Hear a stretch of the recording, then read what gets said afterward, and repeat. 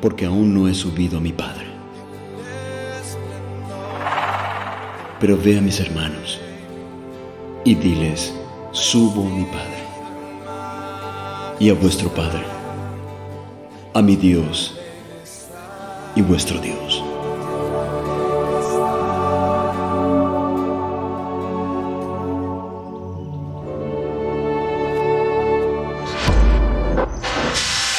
Quien necesite más detalles de estos temas puede ir, por favor, y solicita las enseñanzas previas.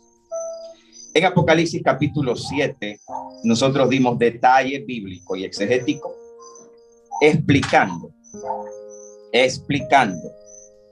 que los vestidos con vestiduras blancas en Apocalipsis 7, 9 en adelante no pueden ser la iglesia, porque el propio anciano le responde a Juan que estos han salido específicamente de la gran tribulación. La pregunta fue muy puntual de parte de Juan en los versículos 9 y 10. Y la respuesta también fue muy puntual en el versículo 13, cuando dice: entonces uno de los ancianos habló diciéndome: estos que están vestidos de ropas blancas, ¿quiénes son y de dónde han venido?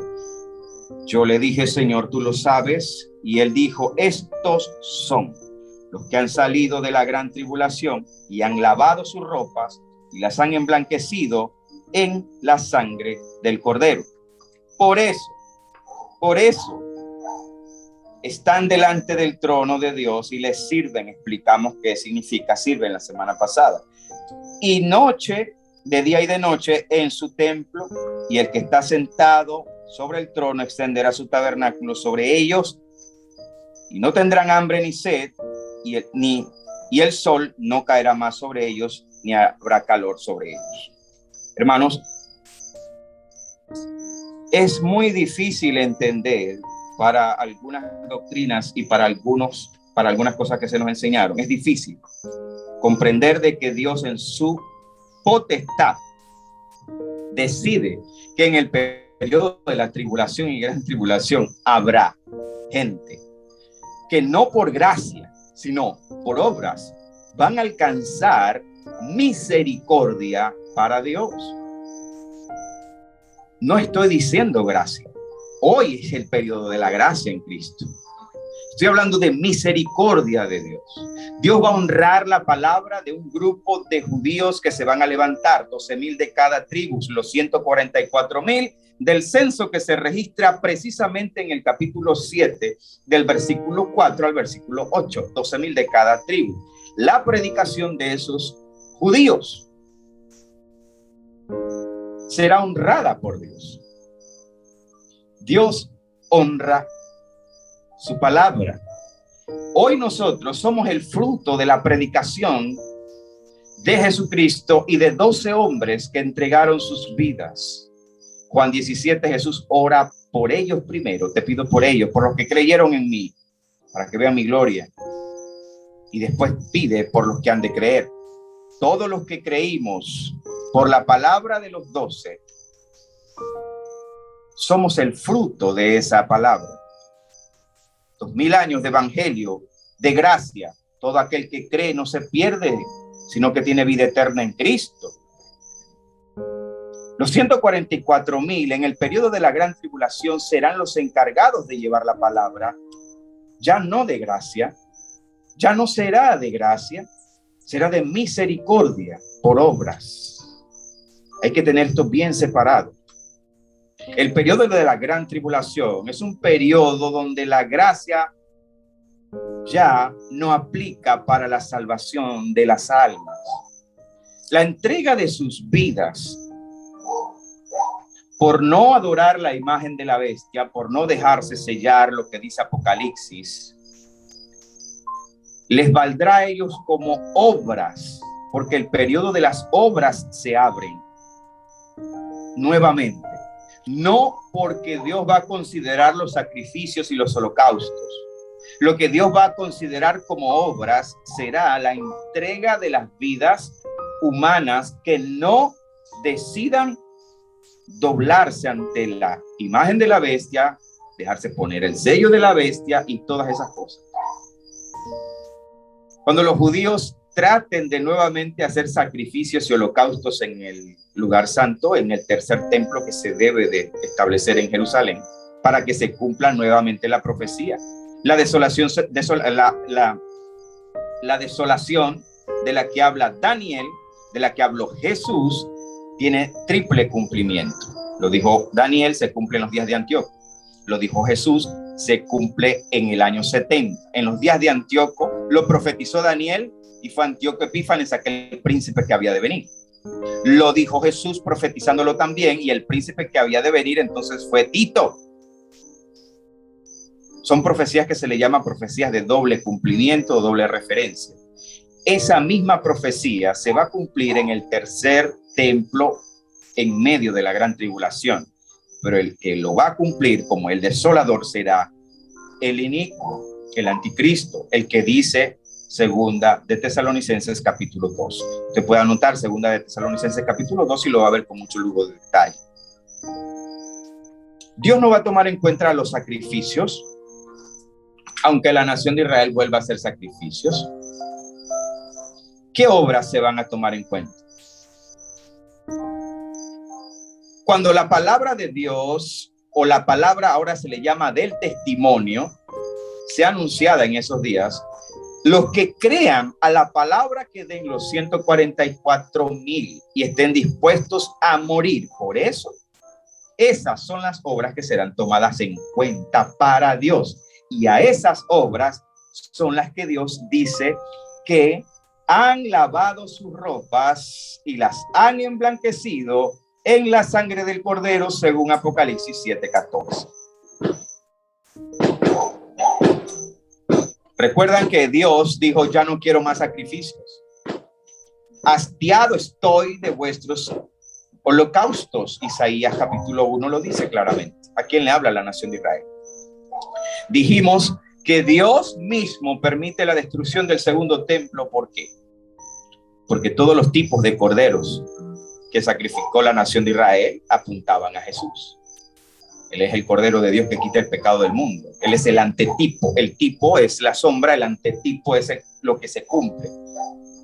Dios dijo: no quiero más sacrificios.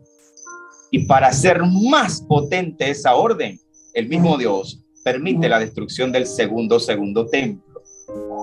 En los días de Jesús, los fariseos dedicaban días especiales para darle holocaustos al emperador romano. Dios no permite que el emperador que fue después de Herodes, Calígula, él intentó colocar una estatua también en el templo de Jerusalén, pero Dios no se lo permite.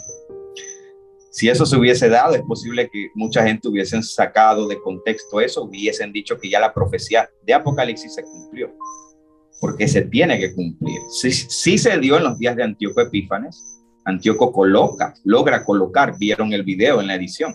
Yo puse la imagen de cómo Antíoco pone una estatua de Zeus en el templo de Jerusalén. Esa es la abominación desoladora. En los días de Jesús Dios no permite eso. Pero había abominación también porque los fariseos dedicaban días especiales para hacer holocaustos en el lugar santo a Herodes, señores.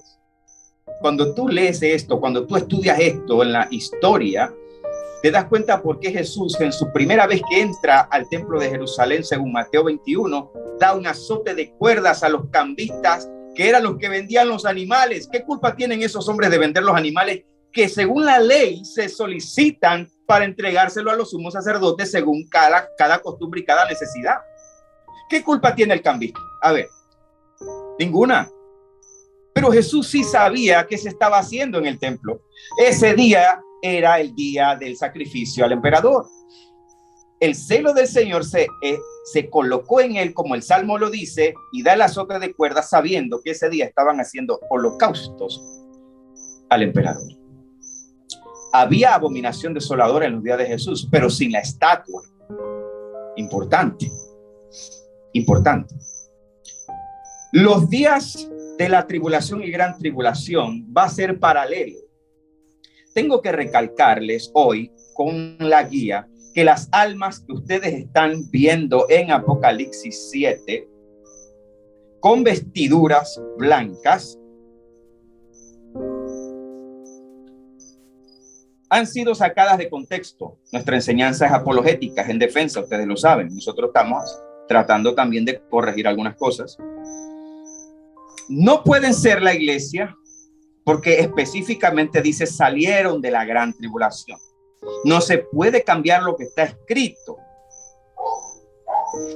El texto dice claramente en el versículo 15 de Apocalipsis 7 que el Señor va a extender su tabernáculo sobre ellos. Y el 16 dice algo muy revelador.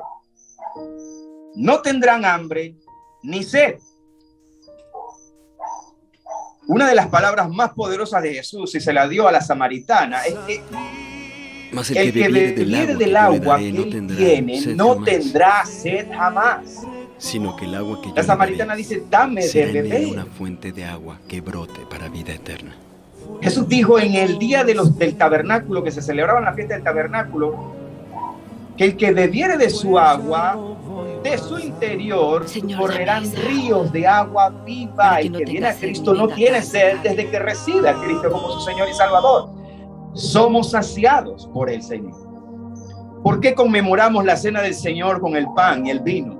Porque representa su cuerpo, señores. Nosotros no tenemos hambre en el sentido espiritual, no es la hambre literal nuestra. El hambre que nosotros saciamos es esa que el mundo tiene, donde nadie encuentra satisfacción en nada. ¿Por qué los millonarios y multimillonarios, si puedes tener la chequera más gorda del mundo y eres un infeliz? El hombre que tiene muchas esposas o muchas novias o muchas mujeres puede tenerlas todas como Salomón, pero no es feliz. Hoy vemos la gente llena de dinero por corrupción, por narcotráfico, y son infelices. Porque el único que puede saciar nuestra hambre y nuestra sed es Jesucristo, nuestro Señor y Salvador. Quiere decir que el que viene a Cristo no tiene hambre, no tiene sed. Estas almas que salieron de la gran tribulación, dice la Escritura en el 16, ya no tendrán hambre ni sed. Si no tendrán hambre es porque tenían hambre, es porque ese es un periodo aparte, señoras. En Cristo no tenemos hambre. En 2000 años de evangelio no tenemos hambre ni sed los que venimos a Cristo, porque somos saciados en Él. Para ser apologéticos en este punto de la enseñanza, hágase de su guía, por favor. En la guía tenemos un primer versículo, Apocalipsis 6:9. El título dice, almas no cuerpos que serán vestidas de justicia por misericordia, no por gracia. El versículo dice, amén. Ok, el versículo dice así. Cuando abrió el quinto sello, lean bien, esto es versículo 6. En el versículo 6 ya hemos dicho que aquí comienza lo que es la tribulación, según 6, 16, 17.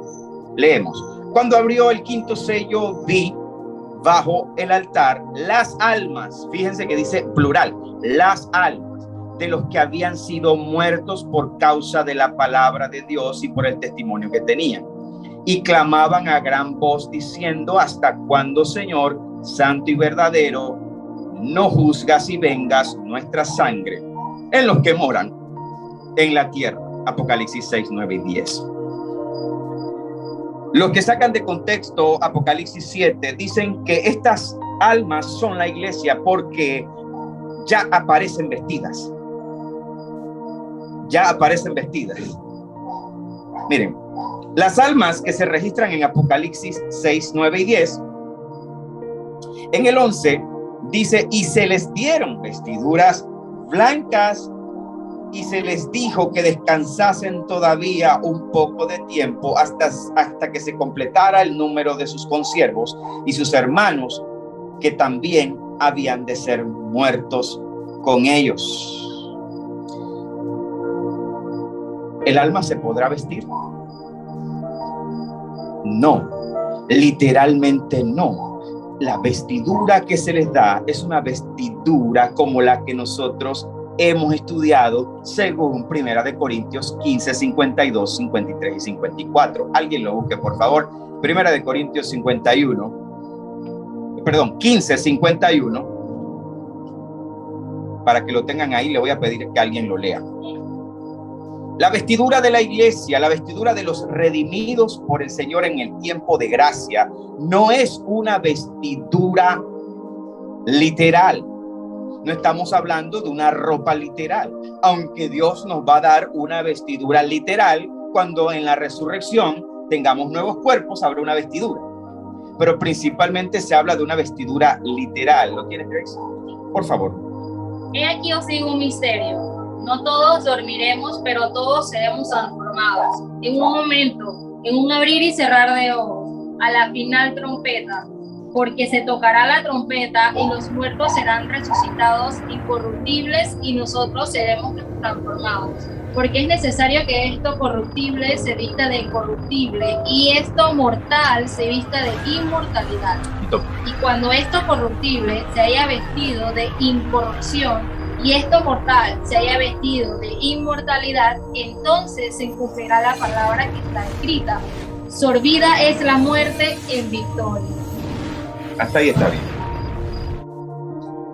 No es nada nuevo para Dios vestir cuerpos en una transformación. Lo que recibirá la iglesia en su resurrección es una vestidura espiritual. Para los que piensan que Apocalipsis 7 se está hablando de vestiduras literales, no, hermanos, se está hablando de vestiduras espirituales. Los que piensan que Apocalipsis 7, versículo 7 del 13 en adelante, ellos tienen un tipo de vestidura, pero no es literal. La gente dice, no, hermano, es que ellos ya están vestidos. Ellos ya están vestidos. Hermanos, las almas que usted leyó en Apocalipsis 6, 9, 10 y 11 son las mismas que aparecen acá. La diferencia, hermanos, es que las almas que aparecen en Apocalipsis 6, 9 al 11 están clamando justicia. En el 6, 9, 11 están clamando justicia. ¿Dónde las ve Juan? Debajo del altar. Debajo del altar. ¿Dónde las ve Juan en el 7? En el trono, dos lugares diferentes. ¿Dónde se les dieron las vestiduras?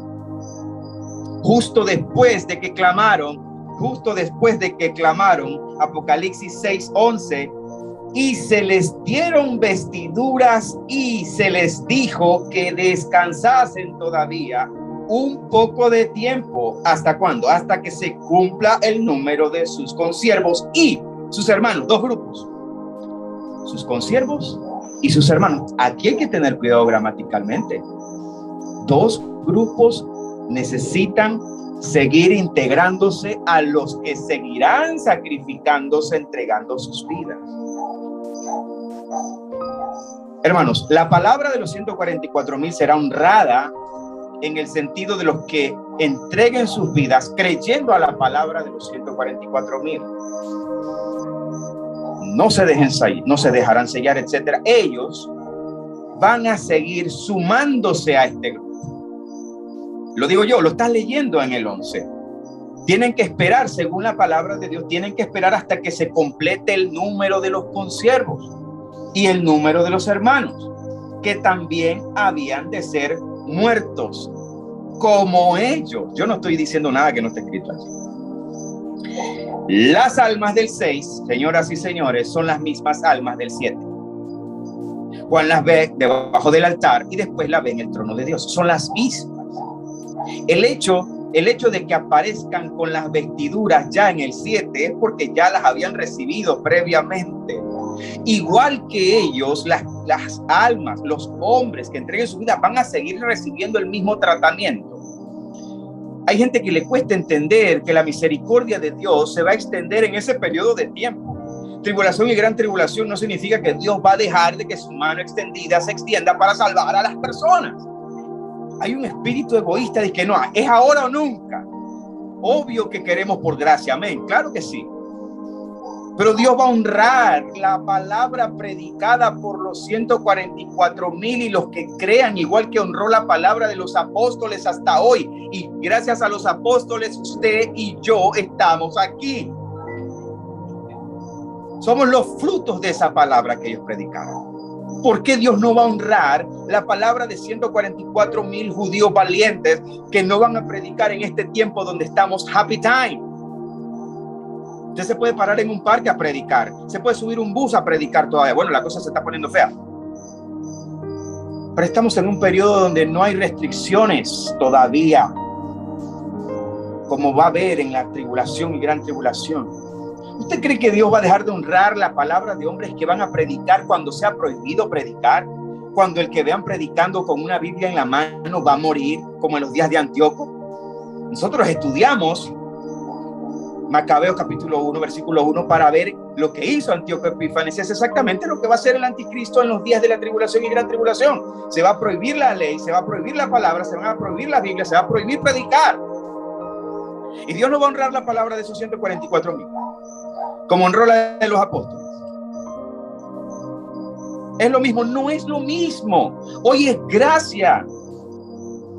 Usted no tiene idea de las torturas y las situaciones que van a haber en ese tiempo. Solo tienes que dar un vistazo en primera de Macabeos, capítulo 1, 2 y 3. Léete la historia de Macabeos, que produjo el Hanukkah judío, la fiesta de las luces judías, la fiesta que produce esa menorá, esa lámpara linda de 7 luces, que representa también ese es un misterio inmenso y bonito.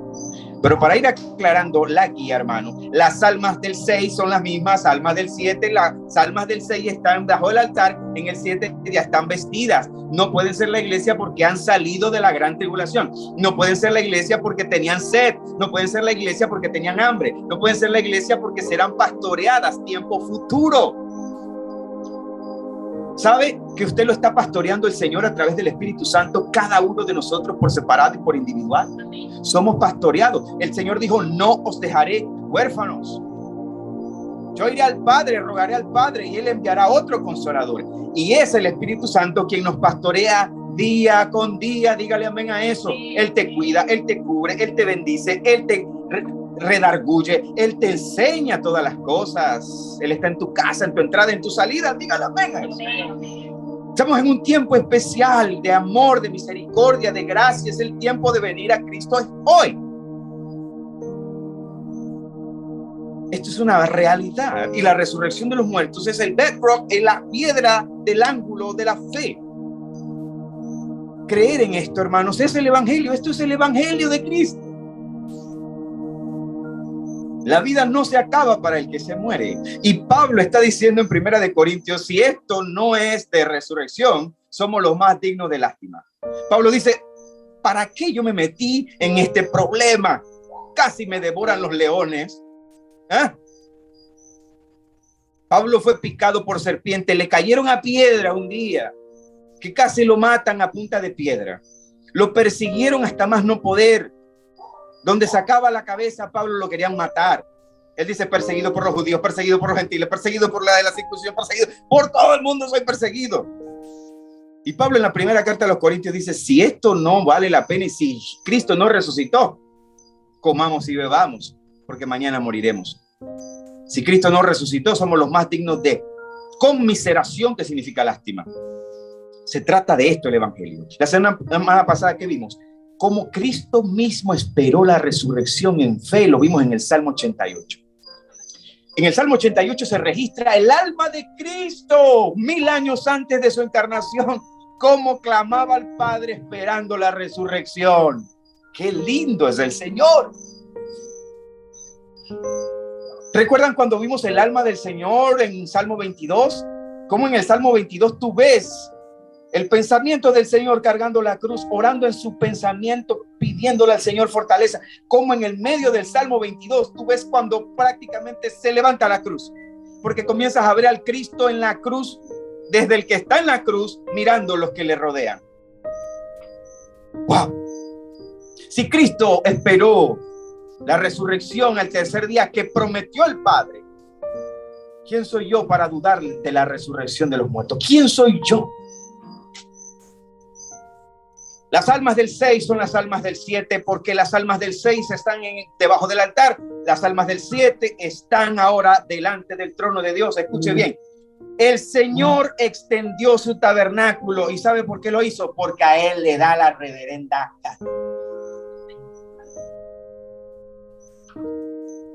El barro no puede decirle al alfarero, dame forma como yo quiero.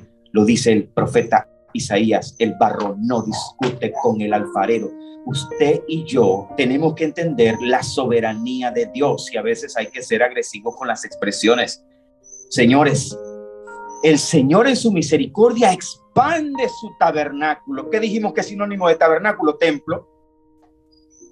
Si en Apocalipsis 15 dice que Él extenderá su tabernáculo y es sinónimo de templo, y usted creyó que usted es templo y morada del Espíritu Santo. No solamente es templo y morada del Espíritu Santo. Pablo dice que el Espíritu Santo es el dueño de la morada. Pablo dice, ¿no sabéis que no sois vuestros? Y que el Espíritu Santo mora en vosotros significa intrínsecamente, ustedes no se pertenecen, ustedes le pertenecen al Espíritu Santo. No sois vuestros. Si yo soy templo y morada del Espíritu, y el sinónimo de templo es tabernáculo, y lo usan tabernáculo porque ya están en tribulación y gran tribulación, más cerca del concepto de la ley. A Dios y su misericordia quiso expandir. Hermano, no sé por qué hay ese espíritu de egoísmo en la iglesia, de que todos los salvos para Dios son en este tiempo. Claro, lo que va a costar en ese periodo, señores, nadie lo quiere vivir. Usted no tiene idea de lo que viene. Según la guía, ahora nosotros necesitamos ver cuándo se completan el número de los que han de ser muertos. Leamos, por favor, Apocalipsis 14, 2 y 3.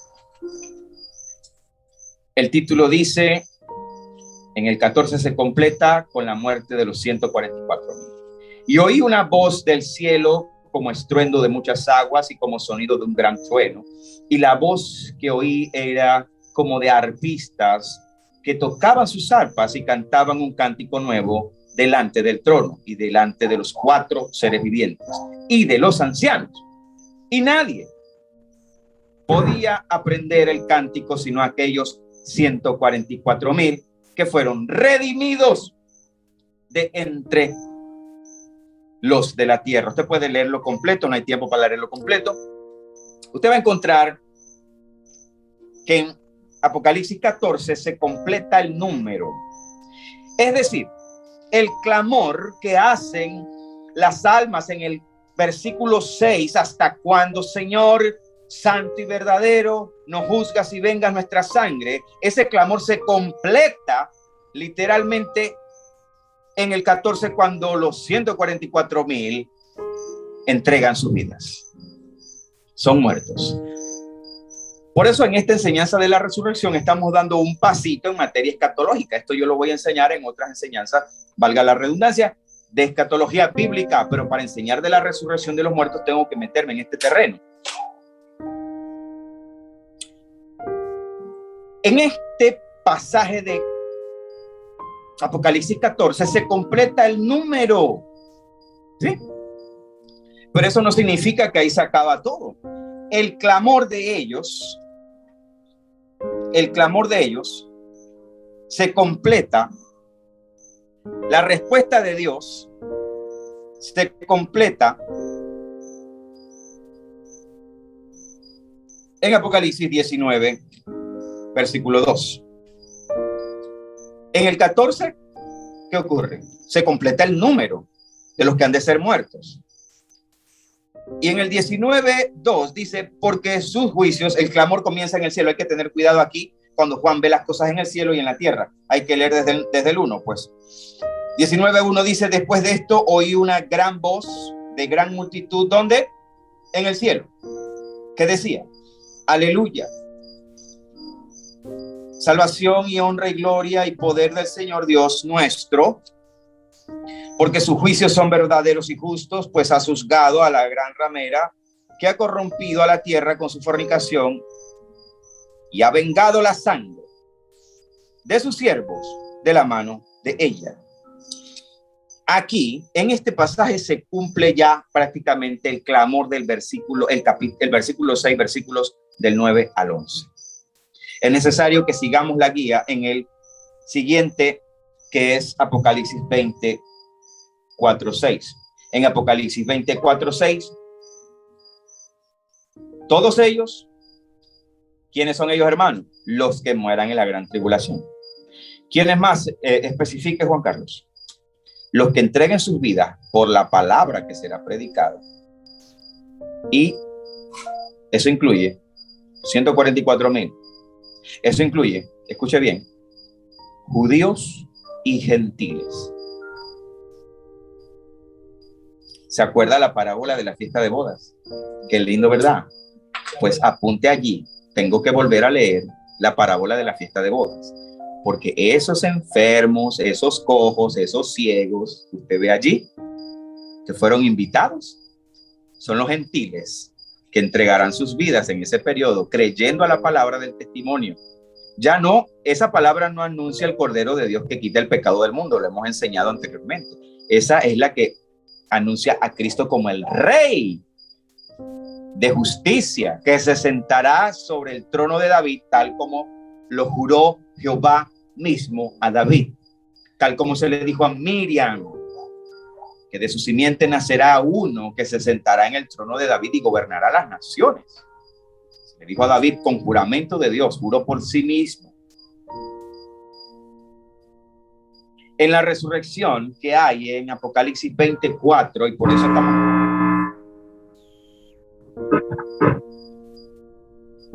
Reprende esa bocina ahí, Tito.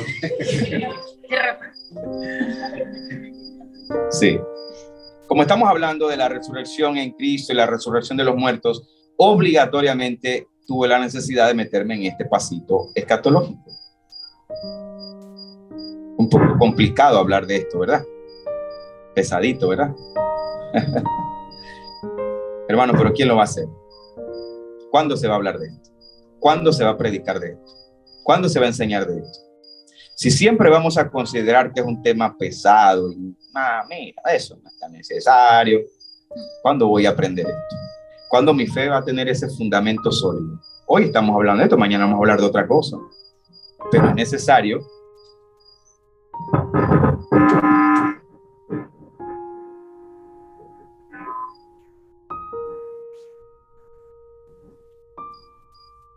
Tito, reprende esa bocina. No pasa nada.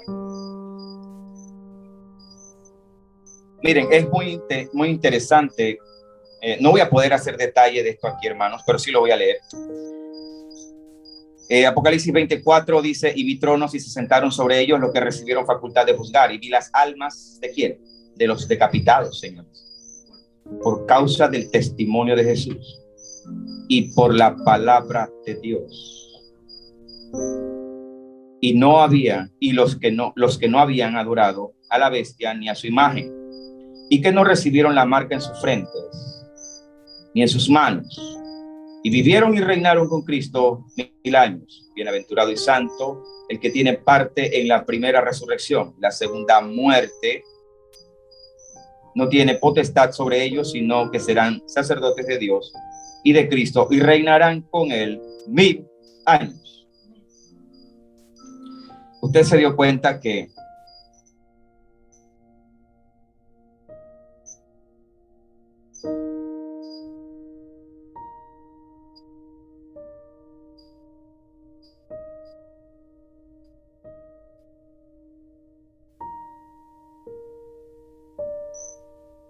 el testimonio de Jesús es el evangelio de la cruz, que anuncia a Jesús como el Cordero de Dios que quita el pecado del mundo.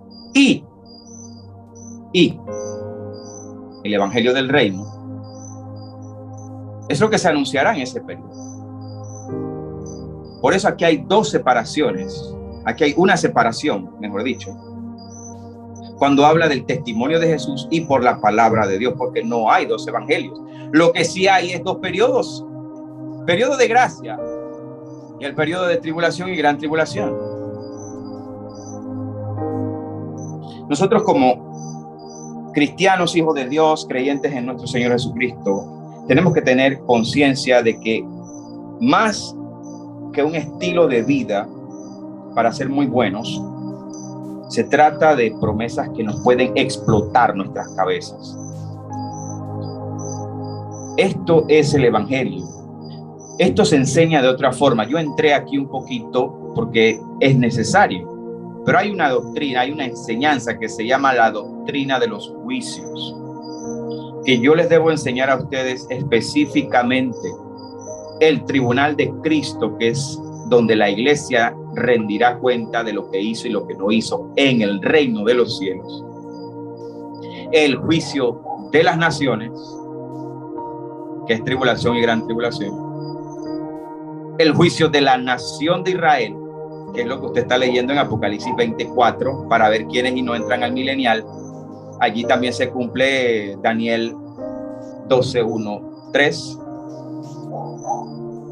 El juicio de los ángeles y el juicio final, que es Apocalipsis 20:11-14. La doctrina de los juicios no se enseña. Las personas creen que todo mundo será juzgado de la misma forma, en el mismo lugar, y no es así. Eso no es bíblico por ninguna parte. Dios es un Dios de orden.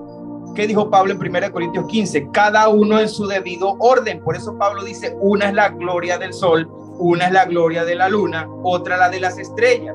Cada uno en su orden. Dios es un Dios de orden.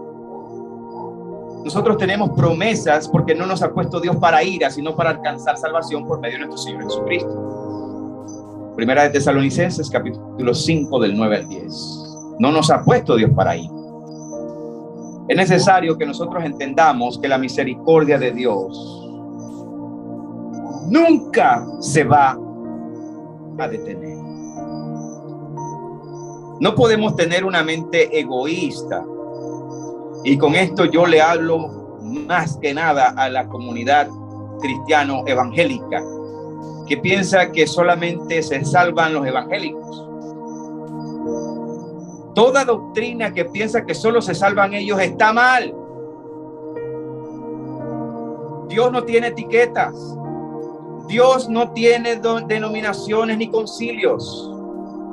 Dios es el Dios y Padre de todo aquel que cree en su Hijo Jesucristo. Entiéndalo, mundo que nos ve y nos oye. Dios no tiene concilios. No podemos tener ese espíritu egoísta de pensar de que solo se salva un grupo de gente. No podemos tener una mente egoísta como iglesia de pensar de que solamente cierta gente se va a salvar. ¿Quién soy yo? ¿Quién soy yo? ¿Quién eres tú? ¿Quién eres tú para creer eso? ¿Acaso Dios no honró la palabra de los apóstoles? ¿Acaso no estamos aquí por causa de esa palabra poderosa de los apóstoles? ¿Acaso el entregar ellos sus vidas no nos dio a nosotros ese empuje y creyendo al evangelio de Jesucristo y a lo que Él hizo, lo que dijo? ¿No estamos aquí gozando de una salvación por gracia, llenos de promesas que todavía no nos caben en la cabeza? Nos esforzamos por enseñar de tantas promesas. La resurrección en Cristo es diferente. La resurrección en Cristo tiene una gloria diferente. La resurrección en Cristo, para los que creen en este periodo de gracia, tiene una gloria diferente. Por eso la gloria del sol es diferente a la gloria de la luna, y por eso la gloria de la luna es diferente a la gloria de las estrellas, y cada una por separado, dice el apóstol Pablo. Y yo les voy a dar una enseñanza a usted futura. Escuche bien, que después, escúchelo bien, que ya aquí hay gente que han visto esta enseñanza y están conectados. No es nuevo, no le estoy sacando nada nuevo. Después de lo que usted leyó aquí en Apocalipsis 24, y vi tronos y sobre ellos los que se les dio facultad de juzgar, los 12 apóstoles juzgarán a las 12 tribus de Israel, y ese juicio para ver quiénes y no participan del milenial, hermano, no es el último juicio. Falta otro juicio. Sí, señores, porque la misericordia de Dios no te va a caber en la cabeza. El amor de Dios tan grande no te va a caber en la cabeza. Dios no es nominal. No lo metas en la asamblea de Dios. No lo metas en la cuadrangular. No lo metas en ninguna de esas denominaciones. Dios no tiene denominación. Quítese esa venda nominal. La misericordia de Dios permanece para siempre. Hasta el último momento Dios va a extender su misericordia. Que es igual, no. Que la recompensa es igual, no. Por eso Pablo dice, una es la gloria de esto y la gloria del sol, la luna y las estrellas. Cada uno en su orden. Pero después del milenio todavía hay un juicio pendiente que va a alcanzar a las personas, señoras y señores. Duro de tragar, yo no sé. Yo amo saber que mi Dios tiene una misericordia que a mí me explota la cabeza y no me alcanza todavía para entender. Yo me gozo de que tengo un Dios y Padre que todavía tiene una misericordia tan grande de que yo todavía no la voy a alcanzar a entender. Yo soy feliz de tener ese Dios y ese Padre celestial. Yo no sé usted. Usted sabe que hubieron civilizaciones que nunca escucharon el evangelio. Nunca. Remotas, recónditas. Y en esos lugares hubieron hombres y mujeres que hicieron lo correcto, ¿saben? Y que cuando salgan en ese juicio final, ni ellos van a saber por qué Dios los va a justificar. ¿Que tendrán la misma recompensa que usted? No. ¿Que tendrán la misma recompensa que Israel? No. Pero la misericordia de Dios se va a extender a ellos. El apóstol Pablo deja claro que hay una especie de ley de conciencia donde todo ser humano, por diseño de Dios, es consciente del bien y del mal. Por diseño de Dios, en su mente sabe distinguir lo bueno y lo malo, y nunca abrieron una Biblia. ¿Usted cree que Dios a esa gente no le va a hacer un filtro final? No, hermano, es que usted quiere ser más bueno que Dios. No, ese es el Dios de la Biblia. Ese es el Dios que dice el Salmo que para siempre es su misericordia. Hay un salmo que no se cansa de decir porque para siempre es su misericordia, porque para siempre es su misericordia, porque para siempre es su misericordia. Y yo quiero creer a ese Dios, ese Padre bueno. Yo no sé usted. En ese juicio final van a haber gente que ni siquiera van a saber por qué Dios los va a salvar. Y yo le voy a enseñar esa doctrina. Y yo le voy a enseñar eso con lujo de detalles. Tengo a Octavio Cerceño conectado. Tengo a la hermana Olga conectada, por si acaso, están allí. Estos hermanos recibieron esa enseñanza, hermano, y yo le di con lujo de detalles. Lujo de detalles lo que hará Dios con ese último filtro. Lujo de detalle escritural, no sujeto a interpretación personal. Qué lindo es Dios. Usted sabe que eso que yo le estoy diciendo, Jesús lo resumió en Mateo capítulo 24 del 31 al 46. Parte de la enseñanza de ese juicio final corresponde a lo que dijo Jesús en Mateo 25 del 31 al 46.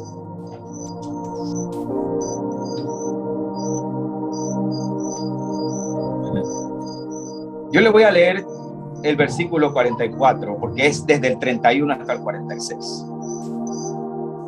Ese juicio final que viene después de el juicio de la nación de Israel y el milenio, ese juicio final, los que estén allí, que también representan los que están registrados en Apocalipsis 20 del 11 al 14, es la misma gente, es el último filtro. Usted se da cuenta que en el versículo 14 ellos dicen, entonces también ellos le responderán diciendo, Señor, ¿cuándo te vimos hambriento, sediento, forastero, desnudo, enfermo o en la cárcel y no te servimos? Los dos grupos de los que se hablan aquí, en el 38, fíjese lo que dice. ¿Y cuándo te vimos forastero y te recogimos, o desnudo y te cubrimos, o cuándo te vimos enfermo o en la cárcel y vinimos a ti? El rey dice, y respondiendo el rey les dirá, de cierto os digo que en cuanto lo hiciste a uno de mis hermanos más pequeños, a mí me lo hiciste.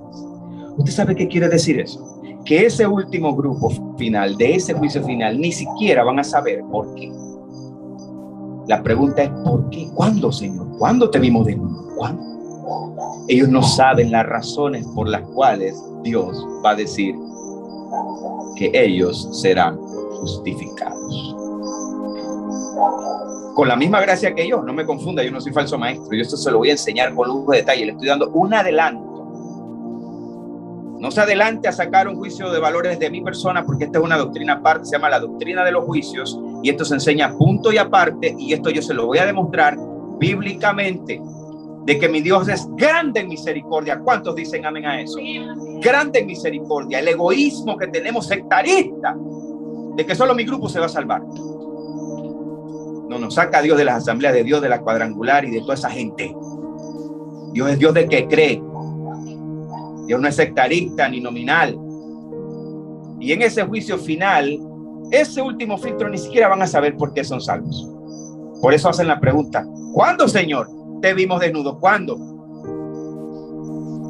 Y por eso el Señor se refiere, porque lo hiciste a estos hermanos, los más pequeños. ¿Sabe por qué dice los más pequeños? Porque es esas obras que gente que nunca escuchó el evangelio hizo, pero que su conducta, su comportamiento, hermano, pero escuche, esa gente tiene que estar en un lugar que la Biblia le llama Seol. Yo no soy más bueno que Dios, yo tengo que decirte lo que está aquí. Y en ese juicio final, allá se le va a considerar para vida eterna en cielo nuevo y tierra nueva, o para el lago de fuego, lo dice la Biblia. Tengo que decirte la parte fea. La bendición de venir hoy a Cristo es que si partimos de este tiempo con Cristo en nuestro corazón, hermano, nosotros vamos para un lugar que la Biblia le llama el seno de Abraham, según Jesús, y le llama Pablo el paraíso. Estaremos en ese lugar porque la ira que me correspondía, el tormento que me correspondía, por eso estudiamos el Salmo 88, porque Él estuvo en ese lugar para que yo no esté en ese lugar. La ira de Él reposó la ira de Dios reposó en la cruz, lo dice el Salmo 88. Sobre mí reposa tu ira, sobre mí. Hoy venir a Cristo es lo que me da la garantía de ni siquiera visitar ese lugar que la Biblia le llama el Seol. Porque ya mi Señor y Salvador estuvo allí para que yo no esté allí. Pero Él se levantó al tercer día. ¿Cuántos dicen? Amén. Y su resurrección es mi resurrección. Su glorificación es mi glorificación. Aleluya. Y esa es la fe del Evangelio. Esa es la fe del Evangelio. Pero los que no tienen la gracia de Dios de venir a Cristo y recibirlo como su Señor y Salvador, hermano, tienen que estar en un lugar hasta que se dé ese juicio final. Es la parte dura. Pero allá Dios va a tener misericordia. Yo dije gracia, no. Yo dije gloria, glorificación, no. Pero ese grupo final ni es la iglesia ni es la nación de Israel. Cada uno ya tuvo, la iglesia su tribunal, la nación de Israel su juicio. La Biblia no me registra dónde los ángeles serán juzgados. Yo no puedo inventar, yo no puedo parir una interpretación que la Biblia no me dice, pero serán juzgados. Pablo dice que nosotros jugaremos a los ángeles. ¿Cómo? No me lo dice la Biblia, yo me callo la boca. Donde la Biblia hace silencio, yo guardo silencio. Lo que yo te puedo sustentar, te lo voy a sustentar. Y este juicio final te lo voy a sustentar. Escuche, le voy a enseñar incluso qué harán esas personas. Usted sabe que la Biblia dice que ese grupo de personas que sí serán justificadas, porque si no hay un juicio, si hay un juicio, Grace, si la Biblia dice en Apocalipsis 20, 14 y 15, que los libros serán abiertos, si ese juicio es para condenarlos a todos, entonces los pasan de una vez al lago de fuego. Pero ahí mismo escrituralmente usted va a encontrar que sí habrán personas que serán encontrados justificados. Y yo te voy a llevar, hermano, te voy a llevar a los profetas, donde el profeta extiende esa revelación, y te voy a mostrar por el profeta Isaías qué harán ese grupo de personas por la eternidad. ¡Wow! ¿Cuánto quieren esa enseñanza? Te voy a enseñar con la Biblia ¿Qué harán esas personas dando testimonio de esa misericordia de la que yo te estoy hablando? De mi Dios bueno, de mi Dios grande, de mi Dios misericordioso hasta el último minuto. Amén. Hasta el último minuto Dios tendrá misericordia de los que pueda tener misericordia. Ese es mi Dios. Yo lo alabo y lo glorifico. Hay que dejar el egoísmo, el sectarismo, de creer que solo una gente se va a salvar, un grupo. Entonces amemos estas enseñanzas que nos abren el entendimiento de un Dios bueno, grande y amoroso, pero que todo lo hace en orden y en su tiempo. Y eso es lo que yo te quiero enseñar, el orden y el tiempo de Dios, para que tú crezcas y tu fe sea fundamentada verdaderamente en el Evangelio de Cristo. Padre, gracias. Seguir a Cristo, he decidido seguir a Cristo, he decidido seguir a Cristo, no vuelvo atrás, no vuelvo atrás. La cruz está ante mí, la cruz está